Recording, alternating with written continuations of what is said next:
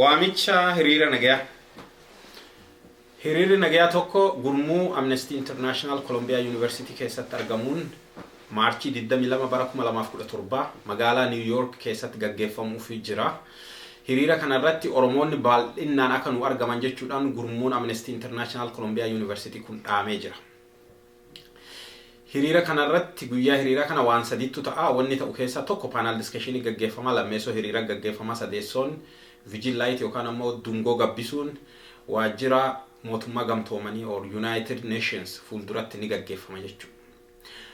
Kan lammeessoodha asirratti waa'ee hiriiraatiin wal qabatee Oromoonni baay'inaan uffata aadaa faaya aadaa isaanii uffatanii guyyaa kana hiriira kanarra yoo argaman qalbii hawwatuufis akkasuma immoo attentionii jechuu haala adda addaatiin argachuun nu gargaara waan ta'eef baay'inaan keessattuu uummanni naannoo New York, Washington DC fi Pennsylvania fi naannoo kanatti argamtanuuf dabalatee uummanni United States keessatti argamu hunduu adoo hirmaatee baay'ee gaarii na fakkaata.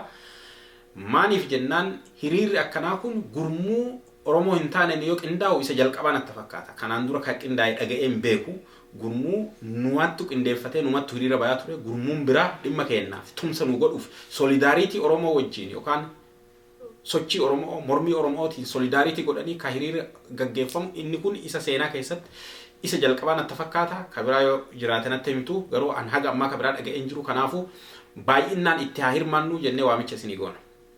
Inni lammataa ammoo kalammeessoorraa gurmuun Amnesty International Columbia University kun dhaamsa tokko nu kenneera. Dhaamsa kun illeen viidiyoo gaggabaabaa hojjedhaa nu ergaa. Viidiyoo kana yoo dandeettan uffata aadaa hojjechuun uffachuudhaan uffata aadaa uffattanii uffata keessan faaya keessan bareeda keessan gootanii viidiyoo kilippii daqiiqa tokko gootanii yoo nu ergitan baay'ee gaarii achirra qindeessinee viidiyoo gabaabduu hojjenna jedhanii jiran.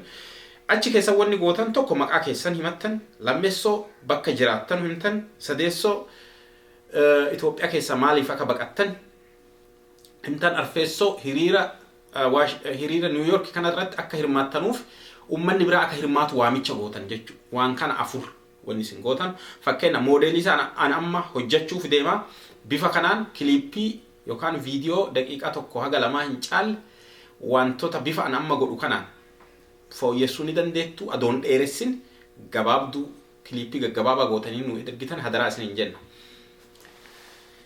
My name is Nagesa Dube. I live in Minneapolis, Minnesota, United States. I was persecuted from Ethiopia because of my political opinion and because I am Oromo. I will be attending on a rally organized by Amnesty International Columbia University on March 22, 2017. Please join us. Let's stand in solidarity with Oromo protests. Thank you very much. Bifa kanaan godhuudhaan keessattuu uffata aadaa uffatanii yoo gootan baay'ee bareeda. Viidiyoo kilippii gaggabaabaa daqiiqa tokko gochuudhaan nuuf ergaa. Kalaandira keessa maarki godhadhaa. Guyyaa March 22, 2017 atleetiin kenna goonni kenna Fayyisaa Leellisaa illee ni argama jedhamee yaadama.